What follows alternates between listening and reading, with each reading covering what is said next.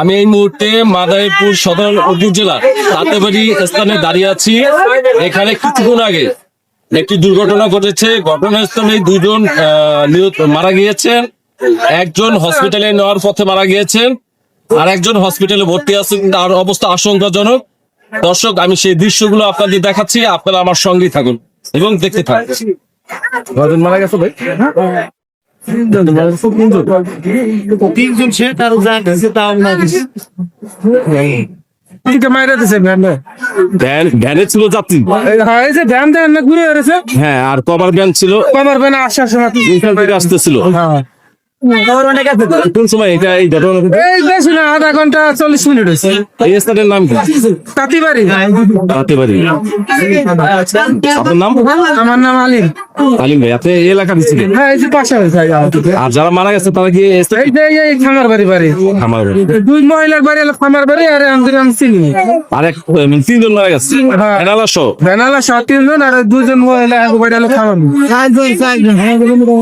কয়জন ভাই? 4 জন এক ঘন্টা দেখলাম ভ্যান গাড়িতে নিয়ে গেছে, এক মহিলার দেখলাম যে পাউচ ঝুলা পড়ে গেছে, নাটিটা মুখে রক্ত আসতেছে, আর লয়ে গেছে। দেখেন এই সবাই ভ্যানের যাত্রী ছিল? ভ্যানের যাত্রী ছিল।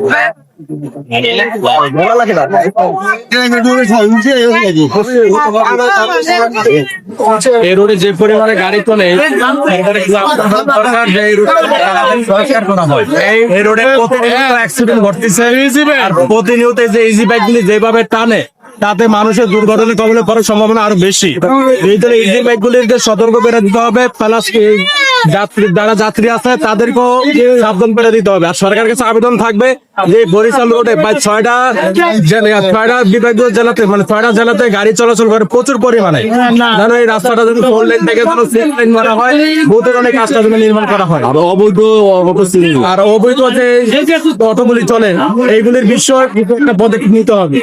আর যেভাবে অটোগুলি রাফ ভাবে চালায়, এই রাফ চালানোটারে কন্ট্রোলে নিতে হবে। তারা স্ট্যান্ড পরিচালনা করে, যারা স্ট্যান্ডকে নিয়ন্ত্রণ করে, যারা মালিক সমিতি আছে, বাস মালিক সমিতি আছে, বা আপনার ট্রাক মালিক সমিতি যারা আছে, হ্যাঁ, তারপরে পুলিশদেরকেও দেখতে হবে বিষয়টা।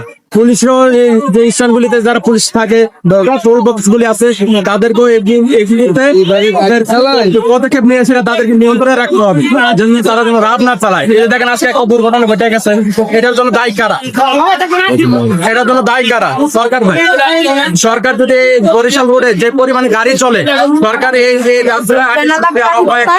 রাস্তাটা বাজেট হয়েছে, কিন্তু বাজেট হওয়ার পরও এই রাস্তার কোনো কাজ হয় নাই। মারা গেছে, 4 মারা গেছে। ভেনালা সহ? ভ্যানওয়ালা সহ 4 জন, একজনে ভ্যান দিয়ে নিয়ে গেছে, এক মহিলাকে নিয়ে গেছে, পড়ে গেছে। আর এই যে এখানে দুজন মহিলা রয়েছে, আরেকজনে বিদায় নিয়ে গেছে, এটা আমি বলতে পারবো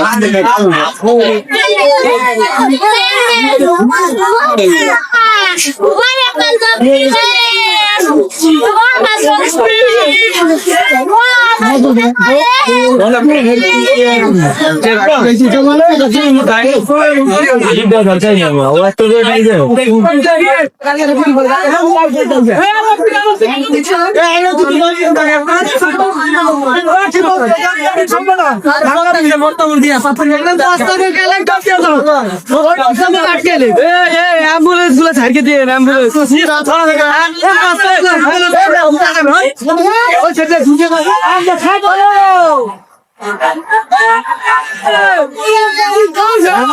সালে কি